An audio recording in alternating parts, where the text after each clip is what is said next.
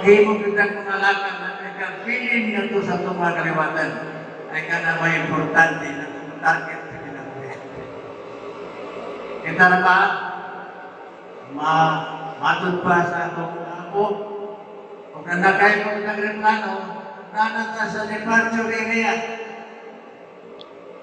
Sa doon ng largang replano sa itong kinabuhi. Mupainom ng lang po ninyo. Nasamtang napak tayo panahon ka ron. Kami nabiling panahon sa itong kinabuhi. Manay kamot kita, magkahimo kita mamayong tao. Ngadto sa itong isig na tao. Mga mutang na hindi makalanan, hindi makatapos, hindi makadaot sa itong isig na tao. Ay kaya may mga miti na ataplon ka na ito. At kung ikaw, himo din ang mga mutana, ang may kapag-himo mo, ikaw, bisa, nadun sa tumanan. Ang uban ka ni, ayaw na mahal ko namatay ito. Hindi mayo laing ng mga nabilin niya, mahal na namatay ito, isalong nawanan. Hindi mayo. Kaya kung ka na katulin, nadaan na ito, ang atong mga anak, atong mga pro, na inuusap niya na. Kung ako kinindihan na, kininong mga sugilanan.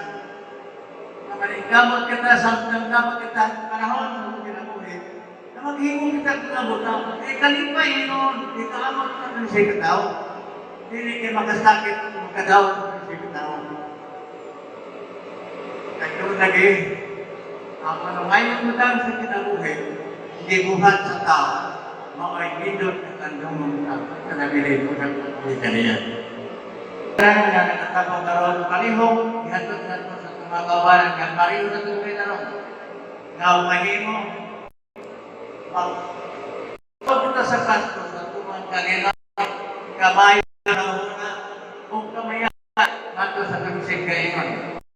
Galing, atong sumayin mo lang suti, kung kanta, na kaya na ng Pasko, atong kunong nagasa na ito, atong kusay noon, atong kung nagapangutang na ito, ako na ito kanino. Kaya Pasko man. Dan salamat ka na nga nagtatapos, agad ang nagtatapos na natin ang tawag sa pagkaibigan sa tumagi na buhay. Salamat. Tayo'y magsikap upang makamdaman